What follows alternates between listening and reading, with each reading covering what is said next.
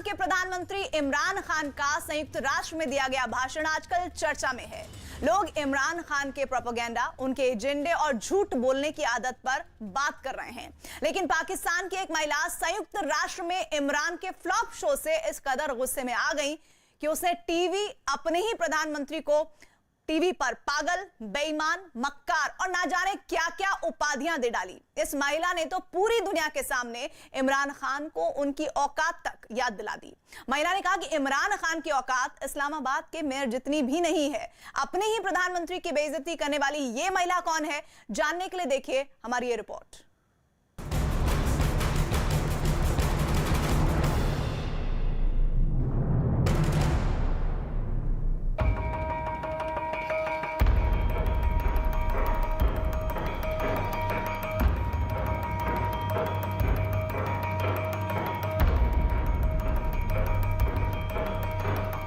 इनको कोई जिसको इस्लामाबाद का मेयर नहीं समझते लोग, उसको मुलाकातें कहाँ मिलेंगी, उनको अपॉइंटमेंट कहाँ मिलेगी, वो देख लिया ना आपने। वो आज जो है मुझे बड़ा अफसोस हुआ है तस्वीर देख के।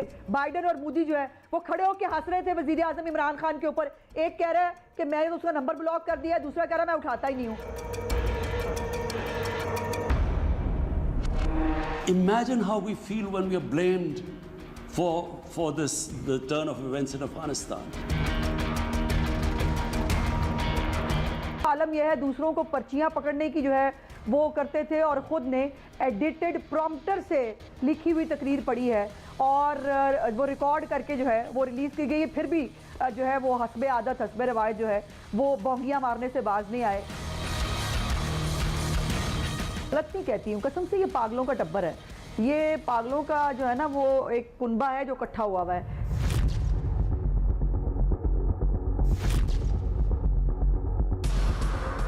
एक मुल्क के तौर पर पाकिस्तान की पहचान है आतंकियों का पनाहगाह। एक सेना के तौर पर पाकिस्तानी फौज की पहचान है बुज़दिली। एक खुफिया एजेंसी के तौर पर ISI की पहचान है साजिशें रचने वाली एजेंसी। एक अर्थव्यवस्था के तौर पर पाकिस्तान की पहचान है डूबती नैया।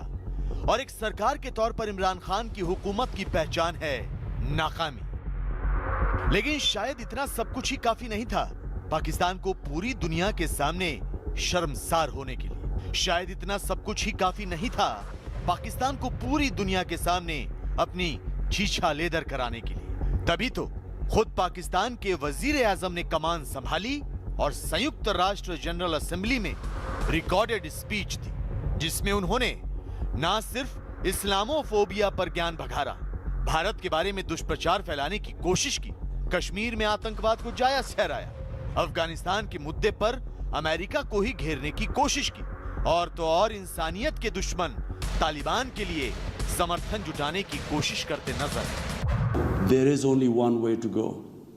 We must strengthen this current government, stabilize it for the sake of the people of Afghanistan. What have the Taliban promised? They will respect human rights. They will have an inclusive government.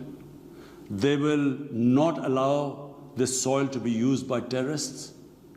And they have given amnesty. Now, if the world community incentivizes them, encourages them to walk this talk, it will be a win-win situation for everyone.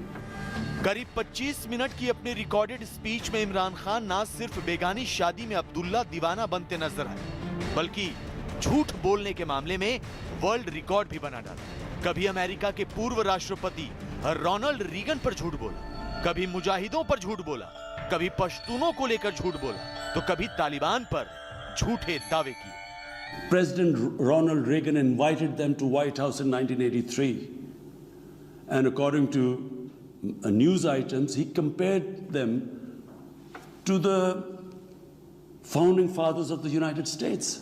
अब इमरान खान की जगहंसाई हो रही है, UNGA में उनकी तकरीर पर चर्चा हो रही है। तो नियाजी के लिए सबसे बड़ी मुसीबत ये कि पाकिस्तान के अंदर से ही उन्हें पागल, झूठा, बेईमान, भ्रष्ट, नाकाम, चोर और बहुत सारे तमगे दिए जा रहे हैं। यही नहीं, पाकिस्तान के लोग न सिर्फ भारत के प्रधानमंत्री नरेंद्र मोदी की तारीफ कर रहे हैं, बल्कि इमरान खान को भी आईना दिखा रहे हैं। पाकिस्तान की विपक्षी पार्टियां तो यहां तक कह रही हैं कि इमरान खान की बतौर प्रधानमंत्री पूरी दुनिया में कोई हैसियत ही नहीं है।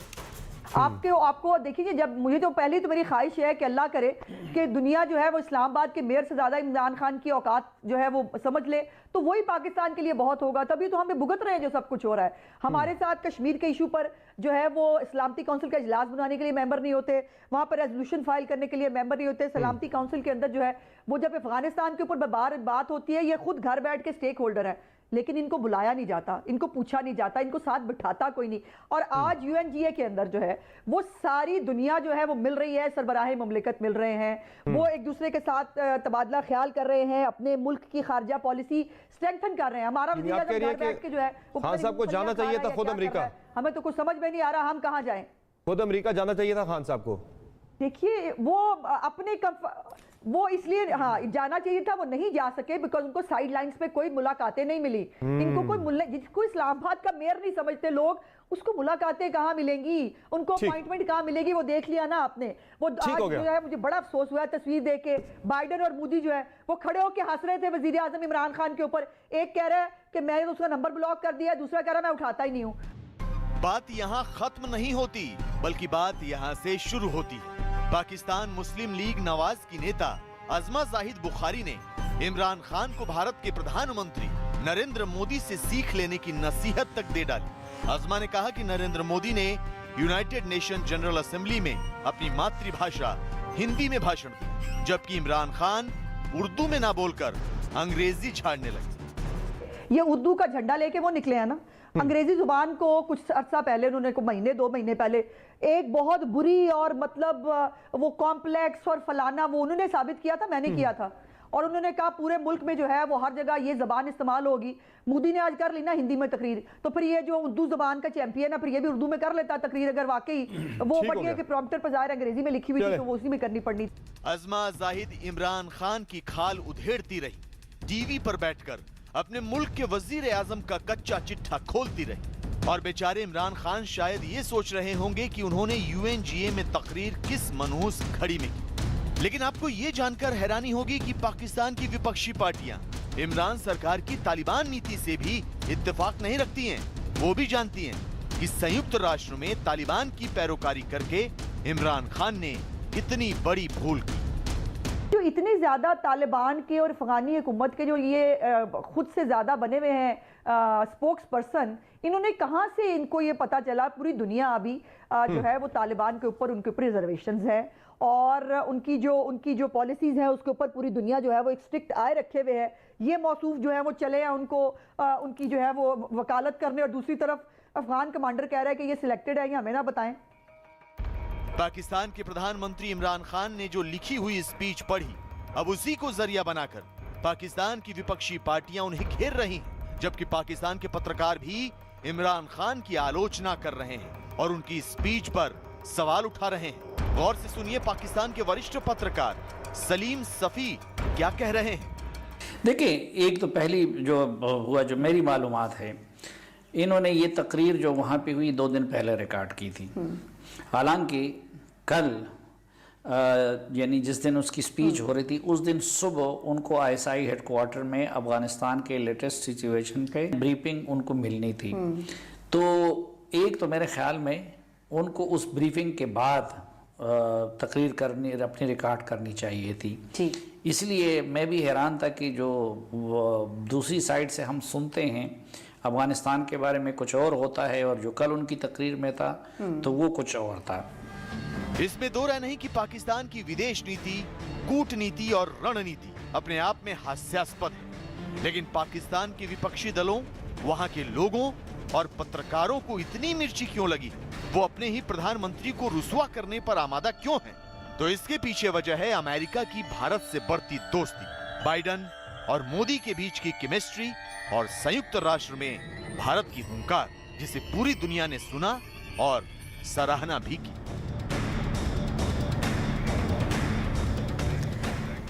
इसमें दो राय नहीं कि इमरान खान की संयुक्त राष्ट्र में दी गई स्पीच फ्लॉप साबित हुई, लेकिन इमरान की मुश्किल सिर्फ ये तकरीर नहीं है बल्कि उनकी सरकार के खिलाफ बगावत अब चरम पर है। बलूचिस्तान में लोग इतने नाराज हैं कि उन्होंने पाकिस्तान के संस्थापक मोहम्मद अली जिन्ना की मूर्ति को बम धमाके से उड़ा दिया, जबकि लंदन में बलोच समुदाय के लोगों ने पाकिस्तान के विदेश मंत्री शाह महमूद कुरैशी को उल्टे पांव भागने पर मजबूर कर दिया।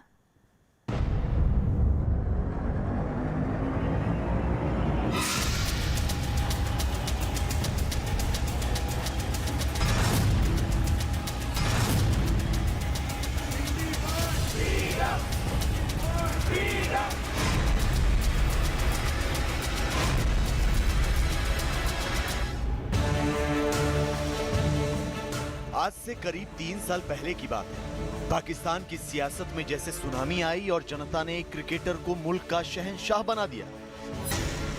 इमरान खान की पार्टी पीटीआई ने अपने दावों और वादों की बिसात बिछाकर सरकार बना ली। लोगों को उम्मीद थी कि पाकिस्तान की नई सरकार या कहें इमरान सरकार देश की तकदीर और तस्वीर बदलेगी।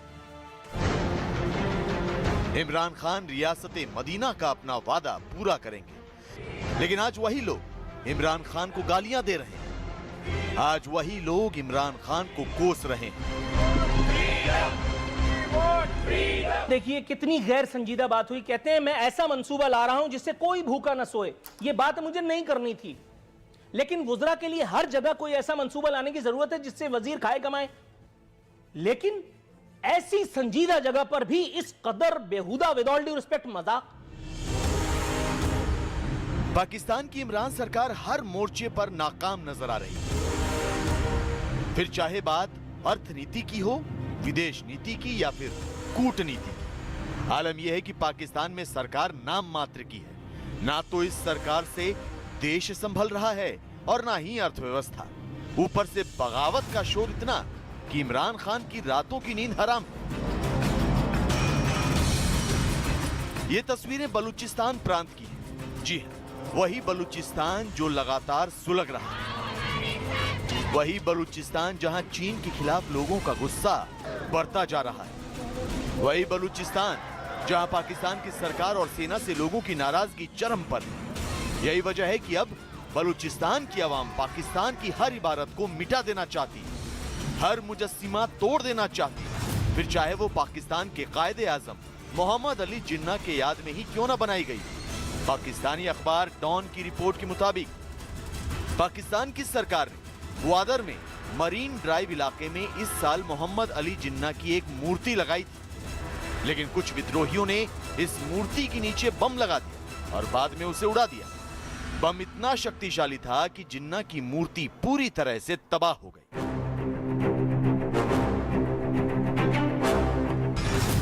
पाकिस्तान के सुरक्षा बल जिन्ना की मूर्ति को नष्ट करने वालों की तलाश कर रहे हैं, लेकिन इस वाकये से अंदाजा लगाया जा सकता है कि बलूचिस्तान में विरोध किया किस तरह धधक रही। वैसे इससे पहले बलोच विद्रोहियों ने एक बम हमला करके पाकिस्तान सेना के फ्रंटियर कोर के एक वाहन को उड़ा दिया।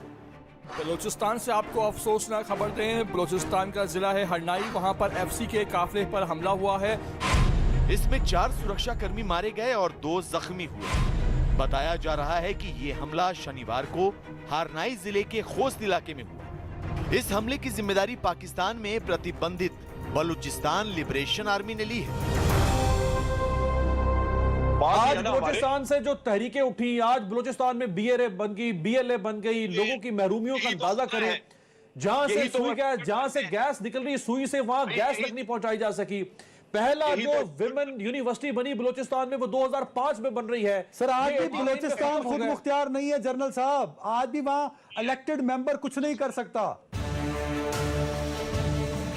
जब जुल्म की इंतहा हो जाती है तो यही होता है, लेकिन सवाल ये कि दूसरे मुल्कों पर ज्ञान बांटने वाले इमरान खान बलूचिस्तान के मुद्दे पर खामोश क्यों हो जाते हैं। मानवाधिकार पर छाती पीटने वाले इमरान खान बलोचों का बहता खून देखकर भी आंखें क्यों मूंद लेते हैं।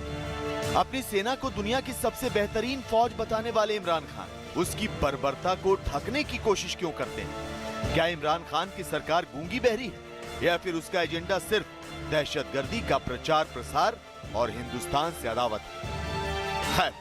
जो भी हो, लेकिन पाकिस्तान सरकार के रवैये और बलूचिस्तान में चीन की उपनिवेशवाद वाली रणनीति के खिलाफ वहां की जनता लामबंद हो चुकी है। बलूचिस्तान से लेकर लंदन तक पाकिस्तान का विरोध हो रहा है। आपको यकीन नहीं होगा, लेकिन लंदन में पाकिस्तान के विदेश मंत्री की खूब किरकिरी हुई। ब्रिटेन दौरे पर गए शाह महमूद कुरैशी का बलोचों ने विरोध करना शुरू कर दिया। ये लोग हाथों में तख्तियां लिए बलोच अवाम पर पाकिस्तान के जुल्मों के खिलाफ नारेबाजी करते नजर आए। यही नहीं, बलोच समुदाय के लोगों ने ब्रिटेन से पाकिस्तान को आर्थिक मदद न देने की अपील भी की।